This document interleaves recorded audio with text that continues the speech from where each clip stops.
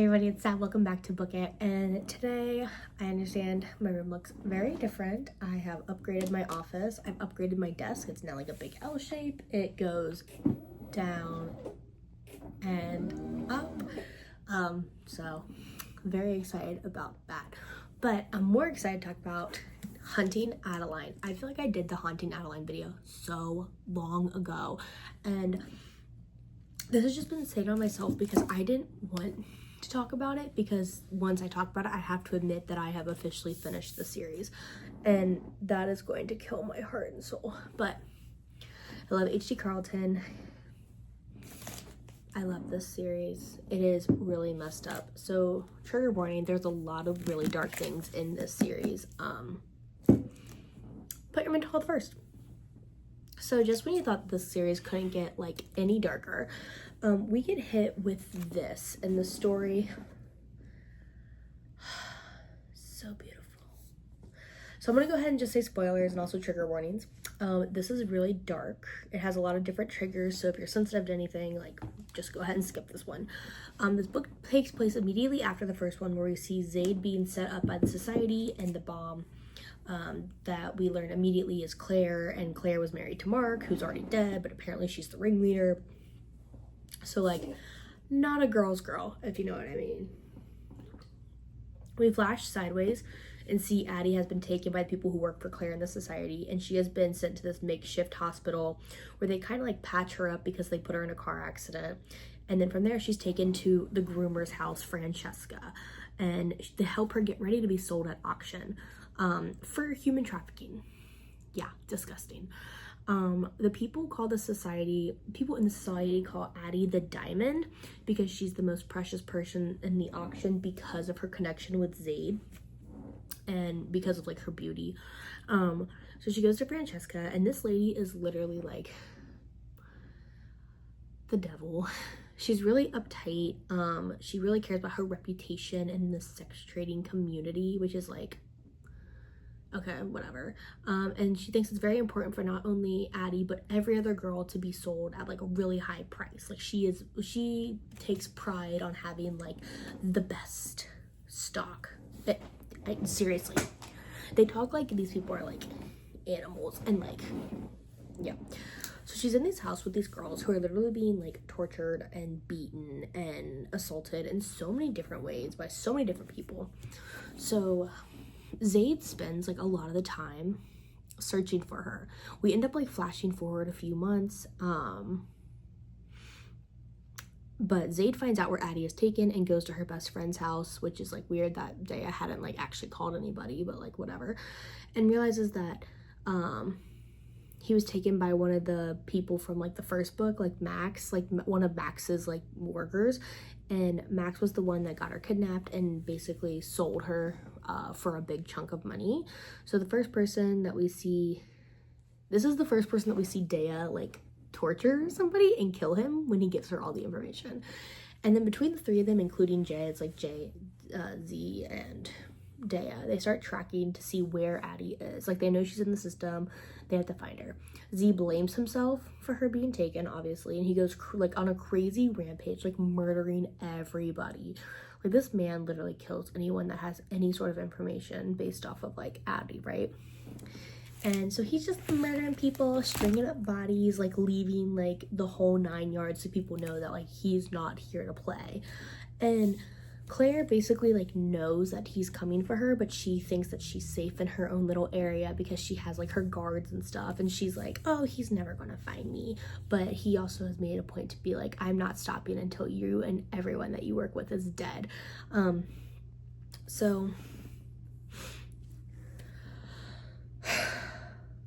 Oh, the return of Sybil. So for those that don't remember, Sybil in the last book was the girl that lived in between the walls at the haunted carnival, and she killed people based on like the voices telling her to, and she has her henchmen and whatever.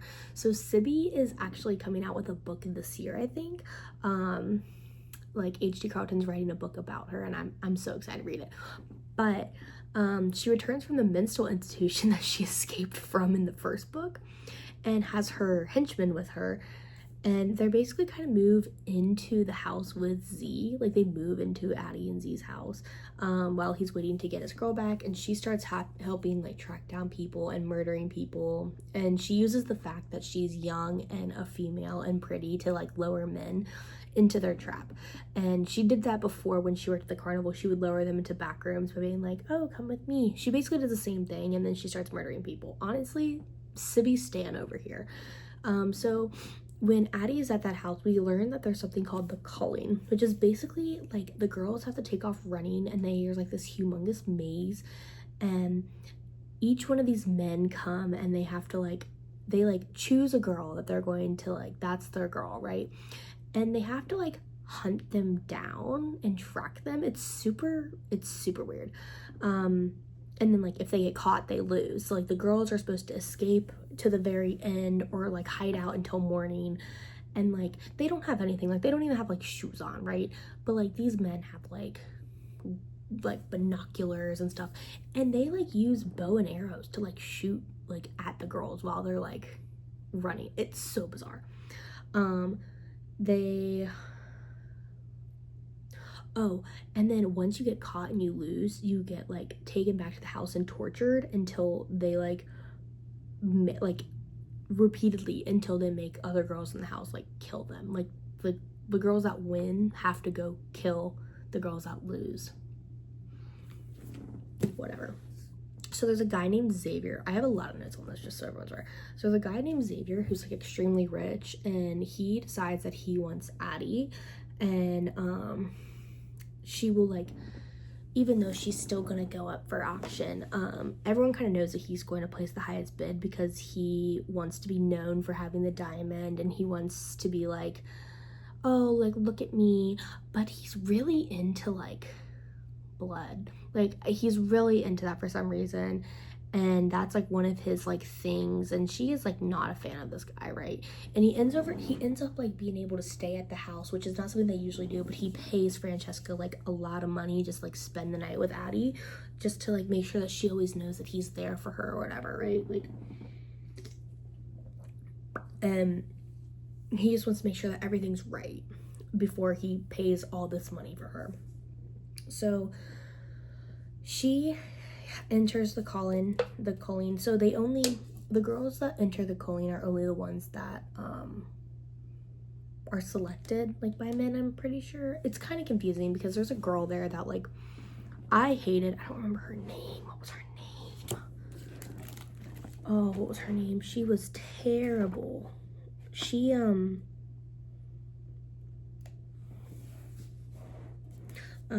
well, this is actually kind of creepy, because this is I actually flipped open to the page that is about the culling. So let me tell you. Let's go over the rules. You will be given 10-minute head start or be required to stay within the maze walls. If you go outside them, you will result in immediate death. They will shoot to kill, not shoot to maim. At the end of the maze is an open area. If you reach this location, you are immediately deemed safe and no harm will come to you. If you are still within the maze and have not been shot after the allotted hours, you are also deemed safe. Who is the girl? There's a girl that hates Addie. I'm trying to remember her name. It's not. She's been there for years. Okay, so the girl that hates Addie has been there for like years and years and years, and or at least months. They make it seem like she's been there for years, but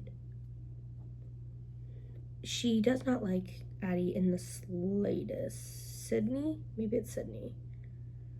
No, it's not Sydney. Oh yeah.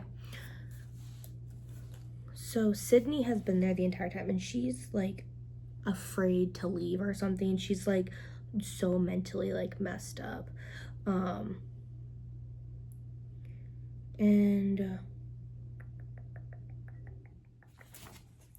So basically, okay, the Francesca tells Sydney, I want you out of my house. You will participate. If you try to escape one more time, I will personally kill you myself. You're no longer worth the hassle. And then Sydney says, I only run away because I want to stay with you. So basically, when you get in trouble, you're not allowed to compete in the culling or something. And Sydney is like, it's so messed up. This book is really messed up. This book is the darkest book I've ever read. Hands down, this is the darkest book I've ever read, and I was not mentally prepared for it. Anywho, yeah, she doesn't want to be sold. She likes living in the house with terrible people. Sydney thought it would be safer for her, and when she finds out that Addie wants to escape, she fights against it, and it's like, you're not allowed to escape, you're not allowed to escape, you're not allowed to leave. And Addie's like, girl, I'm leaving. So Addie ends up killing Sydney because she's like, I have to get the hell out of this house. So she kills. During the culling, they take off running. She actually ends up winning. Like, she wins a round, but she doesn't die. So it's like the night that they're all going to, like, you know, be set up for the auction is the night she decides to escape, which is when she kills Sydney. So she escapes out the front door with one of the helps of the guys who helped her and like took care of her wounds, and she takes off at full speed, and she gets a little bit of a head start before they realize that she's gone. And at the same time that she takes off, it's the time that Z starts looking at that house, because he has like officially made his way. This is like months of him tracking her down. He finally gets to the house where she is at, so they're like near each other, but it was so like anxiety ridden because he was walking up to the house and he was like, I know she's in there, but she like had taken out the door. Like, it was crazy. They actually end up meeting because he hears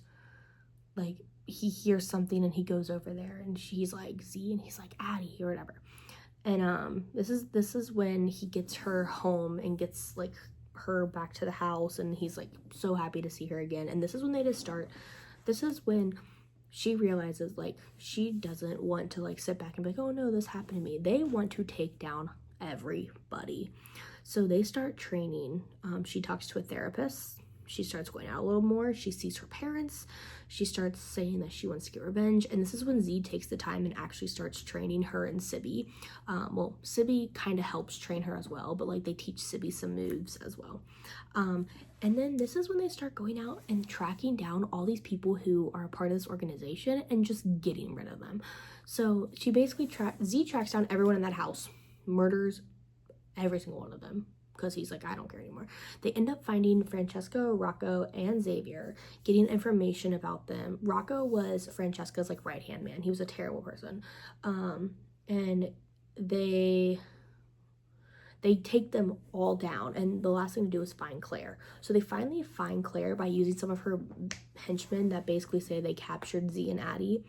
And she's like, okay, well, I'm gonna come back. So she wasn't actually in the United States. She like left the country. So they call her and they're like, we actually caught them. And she's like, okay, I'm on my way back. So she gets back, and this is when everything like breaks loose, and she tries to make deals with Z, and she's like begging for her life. And basically Z and Addie are like sitting there like just staring at her as she's begging for like, oh, I didn't mean to, like, I can get you money, I can get you whatever you want. And they're just like ready to like take her down.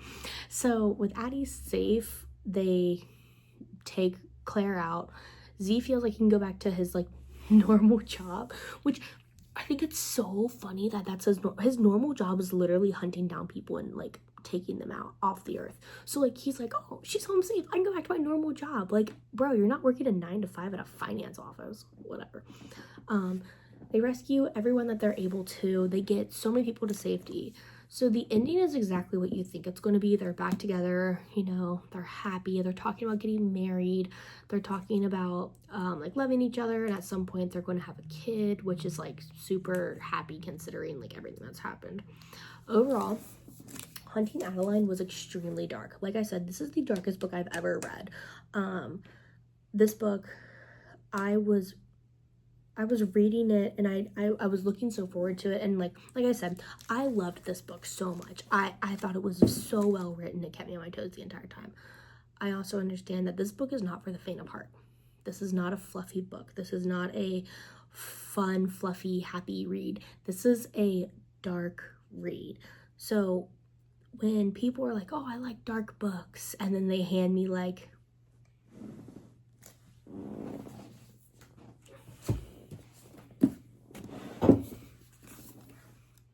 this is not dark. I understand there are like bad men in it. This is dark. So I just want to put that out there. The Girls That Love a Dark Mysterious Man, that would take anyone out for you on earth. This is the perfect book. In a crazy way, I personally do believe that out of book boyfriends, Zade Meadows is like number 1 on my list. I will never skip. But like, if someone ever acted like this in real life, call the police. This is not normal. But I did love this book. So overall, I said this book was a 5 out of 5, obviously, and the smut was a 5 out of 5. It was so good. The writing is so amazing. I am an H.D. Carlton stan. She's going to have her own shelf. You can see it's going to be right here, this top one. So I have my H.D. Carlton shelf, and then my Penelope Douglas, and then my Throne of Glass. So like, I'm a big H.D. Carlton stan. I'm excited to read. The next book I have by her is Does It Hurt? It's around here somewhere. But no, this book, beautiful, love it, stunning, mwah. Very dark, so mental health first. That is it for this video. Thank you so much for watching. I'm excited to be shooting in my new room. I'm actually not done yet. Like I said, I have this whole, like, I'm working on this stuff back here. I'm working on some artwork in front of me. Like, in front of me, I have about 6 feet left in this room. I'm gonna be putting like a chair there. It's gonna be super nice. So I'm super excited to be shooting in this room for 2025. And I think that's it. Thank you so much for watching. Please make sure you like and subscribe. It helps you out so much more than you could possibly think. And until next time, bye.